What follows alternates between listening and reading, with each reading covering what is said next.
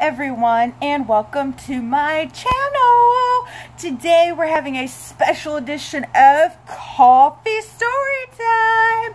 Woo! Coffee Story Time. As you can see on the Charlie Brown calendar behind me, it is September and it's Charlie Brown giving Snoopy his dinner. So that's awesome. I find it kind of funny that I just made my coffee and the hubster is off work today. So he was like, "Oh, are you doing a coffee story time?" I'm like, "Yes, I'm doing a coffee story time." It's another special edition because it's not done on Sunday.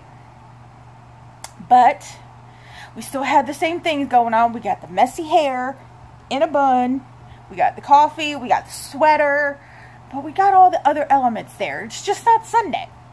Sorry. I haven't been feeling really good, and then this week was a treatment week, so y'all know how it is when I get my treatment. Like, I get my treatment, and then, like, the next couple days, I just really don't want to do anything, so, especially on Thursday. So, for this edition of Coffee Story Time, hold on, let me see how hot my coffee is today.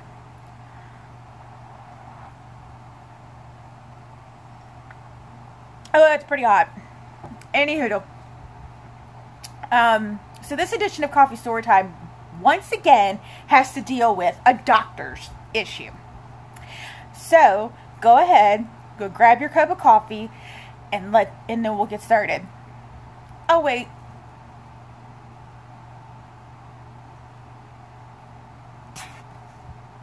Okay, now that we all got our coffees and we're ready to go, here comes the story. Now, as many of you know, I am in pain management for my chronic pain. Well, basically all they've done really has just bumped up my fentanyl patches to 37.5 micrograms. And what the fentanyl patch does is that I put it on my stomach or any other part of my body. I normally just put it on my stomach. And it disperses medicine through my bloodstream on its own. It doesn't do it all the time. It'll do it like every hour or so. I don't know the actual times of when it actually disperses the medicine, but it just does it on its own. So, but it doesn't do too much where I'm all like loopy. So, I get the gist. There are people who are at Dr. Berger's office that are on like 100 mics of fentanyl. Fentanyl is a very, very strong drug, and it is a drug that is not to be messed around with. So, yeah, we have to take it with caution.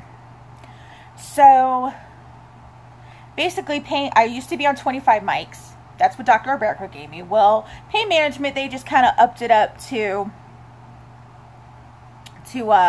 37.5, like I said. Let me bring this closer so you guys can closer to me. Okay. That's better. So, they brought it up, and that's what I've been using ever since. Well, I had to get a refill because I only get 10 patches, which is enough for a month because I change the patch every 3 days. So, I was coming up on running low. So, we have a system that they have in place where we have to call within 5 business days of us running out of medication, and then we leave a message, let them know what type of medicine we have, and they'll refill it for us. So that's what I did. I called, let them know what type of medicine I was on, all this other stuff. Well, why do I look like I'm cross-eyed? What the F? Maybe I don't know. But anywho, so basically I did what I was supposed to do. The next day, I get a phone call from them saying they can't refill my prescription, and I'm like, why not?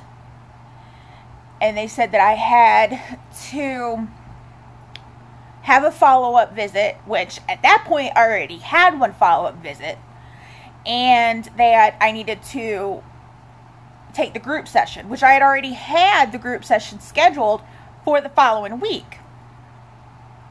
So I was like, okay, whatever. Excuse me. Woo, sorry. I hate it when I do that. But I'll take some more of my coffee even though it's decaf. So, I called them back and I said, okay, I already had my follow-up. It was on August 8th. And they're like, no, your next follow-up needs to be scheduled. And I'm like, I'm thinking in my head, my next follow-up's not for 3 months. They better not make me wait to get my refill for 3 months. And so I was like, okay. She said, well, when's the next time the PA said she wanted to see you? I said, November. So they were like, okay, let's go ahead and schedule it.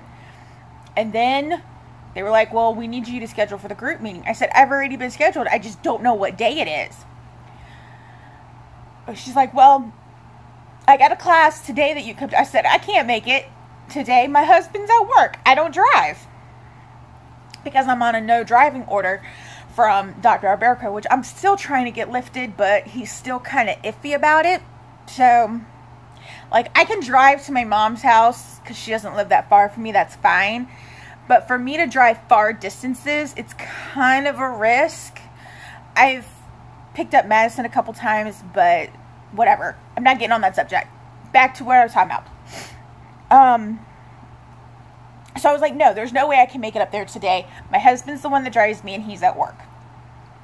So she was like, okay. Well, call us back when you think you can find the time. Okay, well, what about my refill? So we can't give you your refill until you complete the class. I was like, that was never explained to me. So, anyhoodle, I called back on Friday and nobody answered. So I left a message. Then Tuesday, I got a phone call back. And the woman, I don't know who this woman was, but she was just downright irritable. Like, you talk to one of those people, say like you call like customer service or something for like a big company, and you just have that one person that's just so irritable and does not listen to what you say. And it's just like, ugh, it's irritating. So she was like, all right, well, I see we got your follow-up appointment scheduled. We need to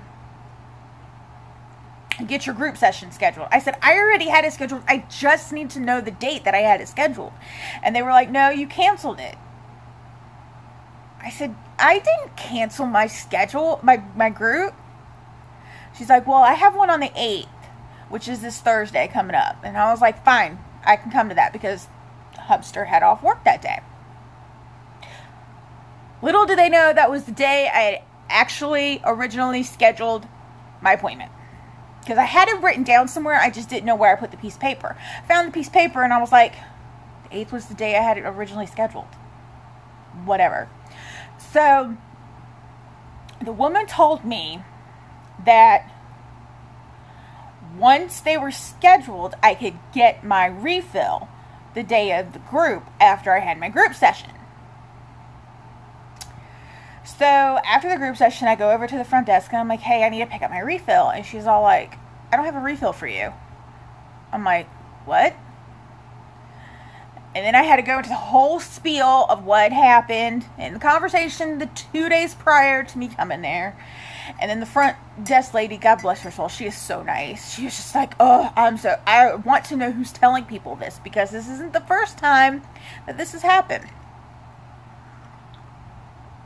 So she was like, do you remember you talked to? I said, no, I don't remember. So she went in the back, got my prescription, got the doctor to sign it. It was fine and on my way. Hubster goes to take my prescription to get refilled. Comes back and says, can't refill your prescription. I'm like, oh, why not? At this point, I was so glad I had extra 25s from when Dr. Alberco gave them to me, because I was able to use those. I was like, oh my God, why not? And the Hubster goes, they wrote down the prescription wrong. Instead of writing one patch every 3 days, they wrote one patch 3 times daily. That's not how they work. And I was just like, oh, are you kidding me? So Monday I had to go to a appointment for the sleep center, which I got to get a sleep study done. Awesome. And the sleep center is like right down the street from the pain management office. So I went to the pain management office. I said, my prescription is jacked up. So I told him what it was, told him what it's supposed to be. I sat there for 30 minutes waiting for this prescription to be refilled. And I was just like, or waiting for it to be written. I was just like, oh my God. So crazy. So crazy.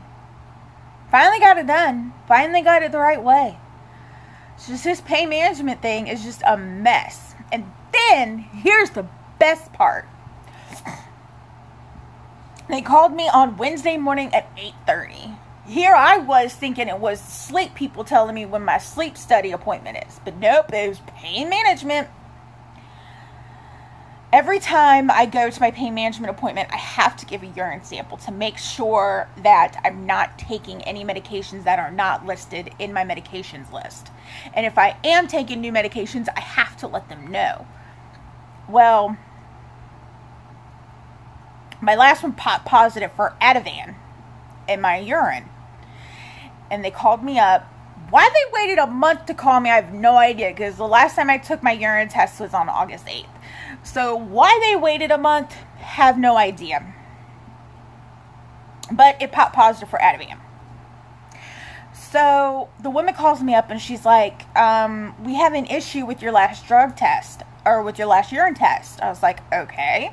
She's like, are you on? And then she doesn't even give me the actual name for it. The name for. She doesn't tell me Ativan. She tells me the actual name to the drug. And I'm all like, I don't know what that drug is. And she said Ativan. I said, okay. I said, I get that as part of my pre-meds for my Solaris treatment in Dr. Alberco's office. She's like, so you don't have a prescription for it? I said, no. I said, I get it in Dr. Alberco's office. And she was just kind of like, I don't understand. I was like, good Lord. And I told her, I said, I get my treatment every 2 weeks. She's like, okay. I said, before I get my treatment, they give me a series of pre-meds, which is Tylenol, Benadryl, an anti-nausea med, and Ativan, just in case I have a reaction to the medicine. She's like, oh, okay, I get it now. Unfortunately, I can't take your word for it, so I need to call Dr. Alberco. I was like, you made me explain all that just for nothing. So, gave her Dr. Alberco's number. And I talked to him. I said, did anybody from pain management call? He said, no, I haven't gotten a call from them yet. I said, well, they're going to call and ask about my Ativan. He said, okay, I'll take care of it. Which, if they piss him off, he's the last person to be pissed off. Because he will scream at them. I might get kicked out of pain management for it. Oh well. But it's just like, I understand that they have really strict rules because of Virginia's new regulations with pain meds and everything like that, because of people who unfortunately have abused the system so much and have abused opiates. It's just, it is what it is. So I understand why they have to go this route. But for me to tell them this is actually a pre-med I get in his office, I don't get it outside his office, and then for them to be like, oh, well, we got to call him anyways, I was just like, why didn't you say you just had to call him?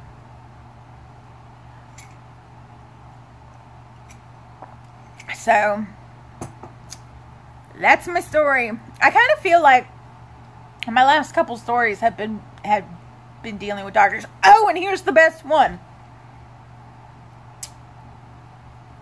I had my treatment on Wednesday, and I'm standing outside waiting for the hubster to come pick me up because he always parks in Siberia in the parking lot of VOA.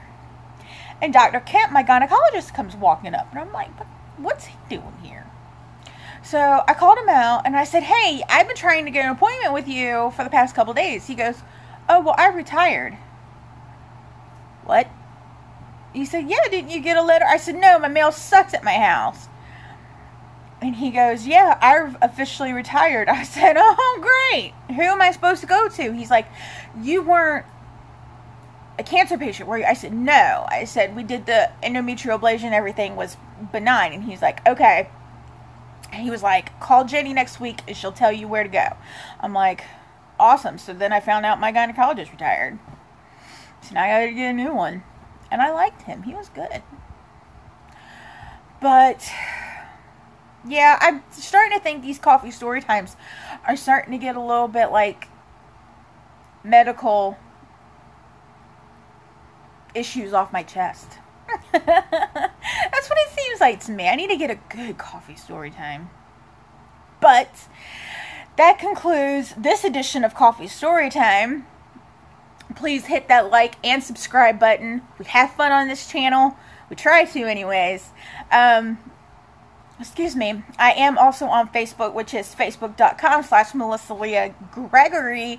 It does say Gregory because that is my maiden name, but my actual last name is Garrett on Facebook. So you might just want to search Melissa Leah Garrett. It just might be better.